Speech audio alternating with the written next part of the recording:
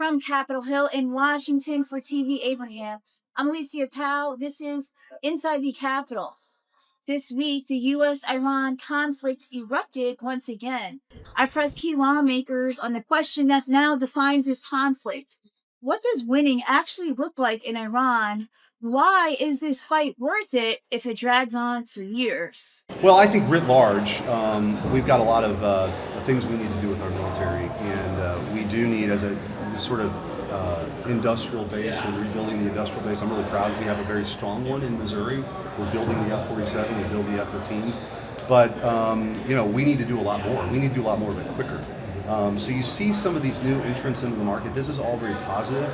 I think Steve Feinberg over the Pentagon has really cut through a lot of red tape, and their mantra is we need to go faster, we need to go faster. So this old mindset in the Pentagon, I think, is starting to change culturally, which is very important. And so I think that all of us are pretty well aligned that we need to do more things to be more prepared for, hopefully, a conflict that never comes. What does winning look like in Iran, and why is this fight worth it if it drags on for years?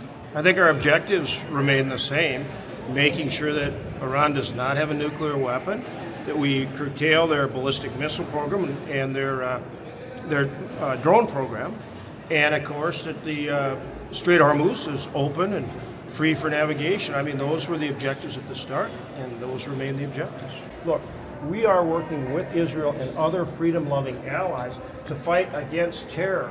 Countries like Iran and their proxies, Hamas, Hezbollah, the Houthis, they are sponsoring terror, not only in the Middle East, but globally. That affects everybody, including us here at home. And we have to fight against that. Israel is our staunch ally doing it. I'm very concerned. And then just the anti-Semitism we're seeing in this country. I never thought in my lifetime we would see anything like that. So I'm very concerned about it, and people need to be aware of it and reject it, just like they need to reject this idea of communism and socialism. After multiple broken ceasefires and resumed U.S. strikes in Iran, how does this conflict end? What's the realistic timeline? Or what are your thoughts on the back and forth when we thought it was over, that struck up again? It doesn't seem like there's going to be resolve. 47 years. It's not going to be resolved easily.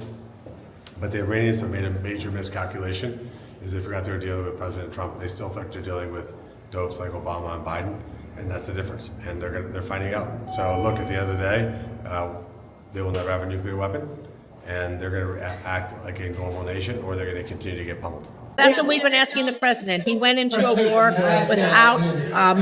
without provocation, without a plan, without a reason why, and without a plan to get out. And so here we are months and months later. Men and women have died. We've been depleting our supplies. There still is no plan. And I'm afraid that before long there'll be more casualties. And so the president needs to take a beat and figure out what what economic sanctions, what diplomatic tools, what can we do to rein Iran in? We're doing it with Russia. We're doing it with others before this continues to escalate any further. Well, winning in Iran, no nuclear weapons, an opportunity to have an open strait, no more terrorist action, no funding terrorists. Well, if they quit lying to him and get a deal done, it'd be over with. But they don't want a deal done. So he's going to open up the straits and serve the world oil, and obviously the Iranians are going to pay the price. I think there are some folks that are exploring what kind of litigation remedies there might be.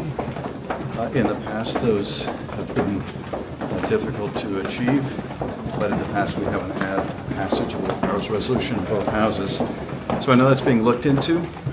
I've also introduced a new war powers resolution, and we're going to continue to force my colleagues to vote on this. Each time we've introduced them, they've gained more and more bipartisan support, and I think the longer this war goes on, the more support they'll draw still. I hope the war ends soon.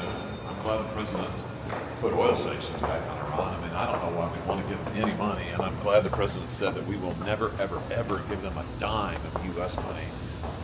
These people are unbelievable terrorists. Having said that, I mean, I'm going to go right here. I want to see the fight stop as soon as possible. So, we'll see. I think the president's doing a good job. The president's doing the right thing. He's reimposed the sanctions on Iran. He's imposed the blockade again. Iran is effectively going to starve to death. I hate it to see it for the Iranian people. But their government, they're crazy as a bedbug. It's like dealing with the son of Sam or Charlie Manson. They're not rational people. They think they're on a mission from God.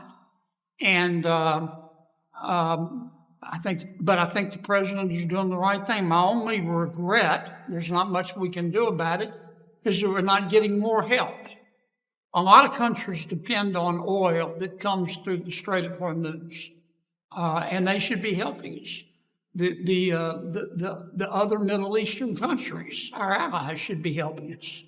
Saudi Arabia has planes and guns. So does the UAE. They should be helping. Europe should be helping. This is not. It's not just an American problem. It's a world problem. I've been frustrated the way the Democratic Party continues to turn its back to Israel. If they put that in our platform, that Israel, no aid for Israel, and officially become the anti-Israel party, then yeah, that's a red line for me. Democrats, we've always should support Israel. That's our special ally, you know. Democrats in the only democracy in the entire region, that's Israel, so I'm always proud to stand with Israel. If the Democratic Party officially says Israel is the problem, Israel doesn't deserve to exist, and I'm never going to support aid, and I'm not going to call out Hamas and Hezbollah and Iran are terrorists, and they are the problem in the region. It's never been about Israel. These answers could reshape the debate. The fight continues, and so do the stakes for America. Alicia Powell for TvAbraham in Washington. Stay with us inside the Capitol.